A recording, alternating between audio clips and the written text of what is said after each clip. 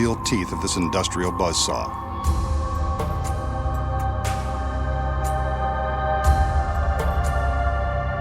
As he is soon to find out, the saw blade is real and the teeth are incredibly sharp. Ouch. That's gonna leave a mark. The magician sets the blade in motion and commands it to rise to the top of the tower.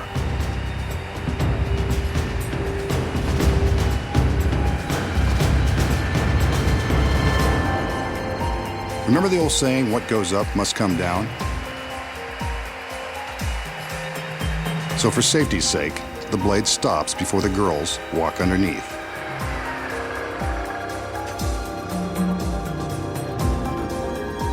The assistants have wheeled a large coffin-like box beneath the blade. Let's hope this doesn't become the magician's final resting place.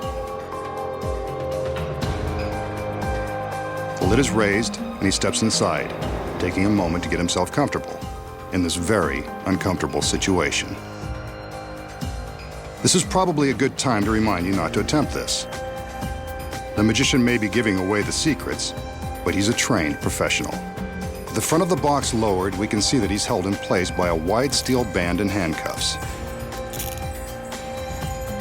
He's not going anywhere. From the time the blade begins its descent, our magician has only 30 seconds to escape. First, he's got to contend with the handcuffs. Shouldn't be too tricky.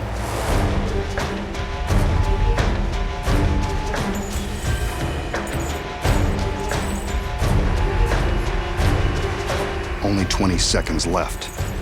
This isn't going well. The assistants are under strict orders not to stop the blade. But will they obey? The blade is now just inches away.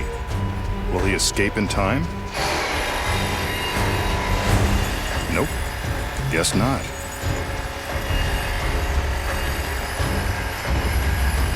Well, this is a first, and we've still got an hour's worth of tricks to expose. Too bad he didn't save this trick for his big finish.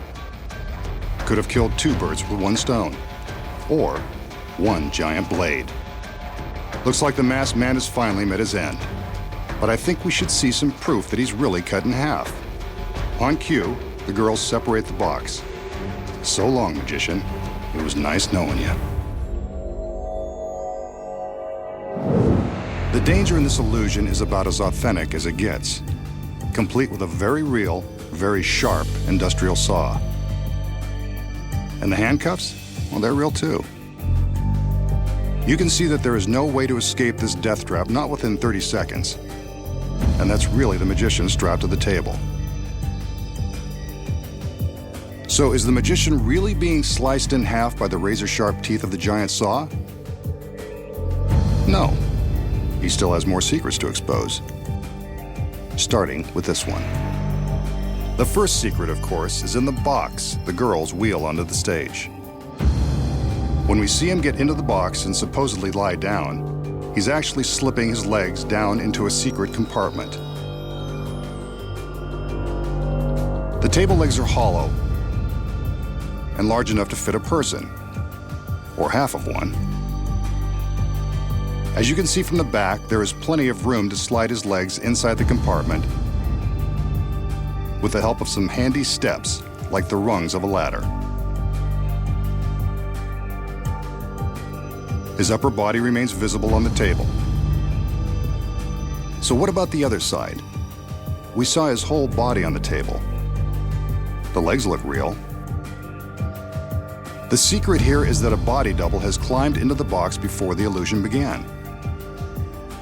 His legs stay on the table, while the rest of his body hangs upside down in another secret compartment. The double's legs are the ones we see secured by the stalks. The magician is in the front half, the double is in the back, and that steel band will cover the gap. With the body double in place before the illusion begins, the audience has no idea they're about to be duped. But how did two men make the illusion of one body so convincing? When the steel bands are lifted away, we can see the space between them. When the bands are in place, they cover the gap. The audience has no idea they aren't looking at the magician. But that is a real saw blade, and it is the magician's shirt being torn from his body. There is real danger here. So to ensure the magician's safety, there is a gap between the two halves of the table, allowing room for the saw as it is lowered. Wooden partitions on each side protect the men from harm. But when the two sides of the table are pulled apart, it looks as though the magician has been sliced in two. Now, you know how it's done.